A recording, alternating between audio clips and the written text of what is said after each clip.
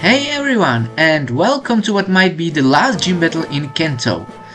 After defeating Blaine, we finally faced Giovanni, the 8th gym leader. I have already beaten him in the Rocket Hideout and in Silphco. But now, it's the final showdown against the boss of Team Rocket. As you can see, the team has changed a bit again. This time, you won't find Rhydon on my side. Instead, the great and powerful beast Nidoking has returned. And why is that? I don't want to sound like I'm repeating myself by saying Rhydon didn't perform well, because the truth is, Nidoking actually had really good performances and a fantastic kill to death ratio. Thanks to his diverse move pool, he is versatile and ready to respond to any threat.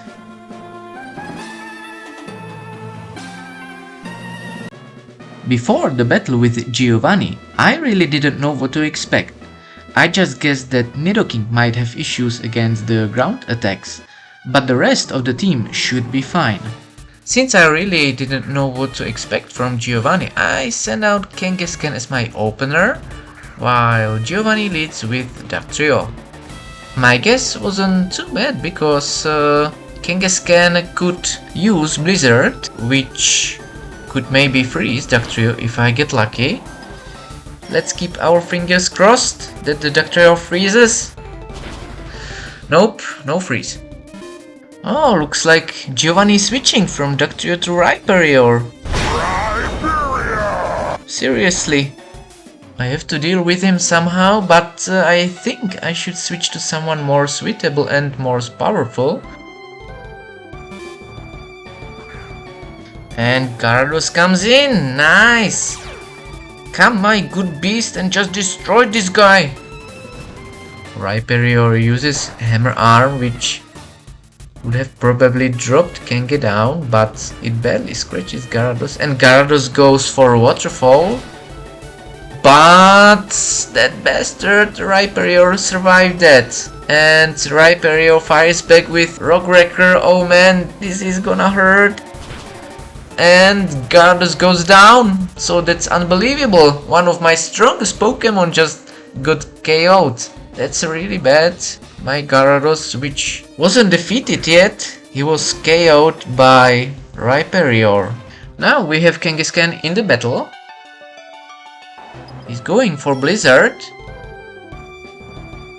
And it's super effective, but even though it still doesn't finish off RHYPERIOOR. That's just bad luck.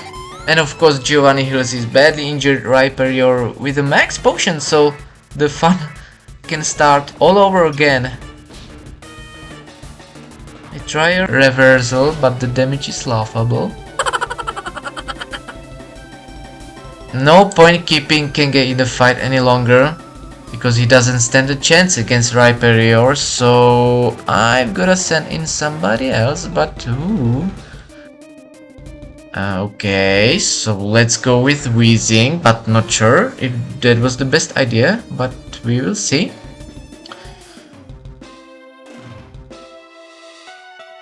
So Wheezing is using Psybeam, and it hurts RHYPERIOOR, and the mighty Rock Wrecker comes back at me, but Wheezing actually survived that, nice. Another Psybeam hits while RHYPERIOOR is still recovering from the last move. And one more Psybeam, oh come on, come on! No, still nothing! Oh man, that's bad. Another Rock Wrecker and... wow, critical hand and Wheezing is down. Yeah, that's my second Pokemon failing to RHYPERIOOR. So, Charizard, please save me. Charizard uses Flamethrower. And RHYPERIOOR goes down at last. Finally, that stupid bastard is out of my way. And Dugtrio comes back into play. So let's see what Giovanni plans to do with him. And meanwhile, I pick Revive and and bring back Gyarados, which makes sense, but I chose the worst possible moment because Dugtrio lands a critical hit and absolutely humiliates Charizard with a one-hit KO. It's rough for Charizard and for the whole team. Now Gyarados returns after being revived, and even at half HP he survived a Stone Edge. And he fires back with Waterfall, which grounds Dugtrio, thank god. But look who shows up now, Nidoking or G-King. This smells like another epic fight, and you don't need to guess twice who's about to come in. Anyway, I revived Weezing, but to be honest I don't know why. And G-King destroys Gyarados with Thunderbolt, so that's Gyarados recording his second defeat in this match already. And of course, King versus King. It was obvious since the start. I wouldn't miss such a story opportunity. He goes for Ice Beam. It doesn't finish him, and Giovanni's Nidoking hits back with Earthquake and deals a solid damage. Yeah, that hurt. And I answered with Surf, and Nidoking finally goes down. Yeah. And now it's 4 versus 2. I should be able to take it from here. And now Giovanni sends out the female counterpart of Nidoking, the Nidoqueen.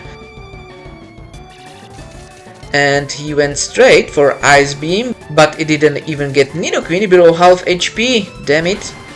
And of course my weakened Nidoking goes down to her Ice Beam. So I send out Electrodes. And I think that was a huge mistake, because his Alpha Omega move Thunderbolt doesn't work on Nidoqueen. And she hits with Earthquake as the first. Wow, how is that possible? And Electrode goes down. This is not looking good. I throw in my injured Weezing. Nidoqueen fires off an Ice Beam, and I hit back with Psybeam. But she's holding leftovers on top of that, which heals her and makes things even more complicated. Now another Ice Beam from Nidoqueen, which finishes Weezing off. Yeah, this is bad. This is really bad. So my last Pokemon is Kangaskhan, who's of course vulnerable to fighting moves. Kangaskhan uses Blizzard. And Nidoqueen is frozen! Yeah! She's frozen solid! Total luck! What a move! Nice! And Kangaskhan follows up with Headbutt. Nidoqueen is unable to battle. And takes Nidoqueen down! Yes! There's still a chance to win this! Ho ho! Giovanni's last Pokemon is Rhydon. And honestly I don't know if Kangaskhan has any real chance to beat him. So logically I'm looking at using a revive, but on who? That's actually a tough question, because every one of my team members has some kind of weakness against Rhydon's move. I go for revive on Nidoking, but of course he's weak to ground moves. And I think that was a stupid choice, to be honest. And I use Hyper Potion on Nidoking. Kangaskhan goes down. Basically sacrificed so Nidoking could be healed up. Now I send Nidoking back in, but I feel like I'm taking a big risk here. And Nidoking fires off an Ice Beam, but it doesn't finish Rhydon. And Rhydon's Earthquake took down Nidoking, which means I actually lost a fight for the first time in the Progression series. Oh man! Is it really happening? Giovanni was the one who finally brought me down. After so many tough battles, I lost this one. With my first defeat ever, the rankings have also changed quite a lot. Electrode and Nidoking both stand at 9 kills and 4 defeats, so they actually share the top spot. Charizard moved up to 3rd place with 9 kills as well, just like the 2 above him. But he also has 6 defeats, which is quite a lot. Gyarados, on the other hand, has dropped to 4th place. With 5 kills and 2 defeats, his only 2 defeats ever, his performance has slipped.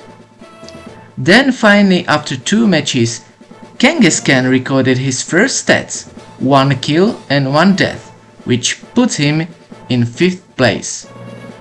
And our best IV Pokemon, Weezing, is unfortunately at the bottom, since he's the only team member with more defeats than kills. And thanks for watching, guys. I hope you enjoyed this exceptional and tense episode full of twists and turns. Feel free to leave a comment, give a like or subscribe. And I can't wait for the revenge match against Giovanni. Take care everyone and see you soon.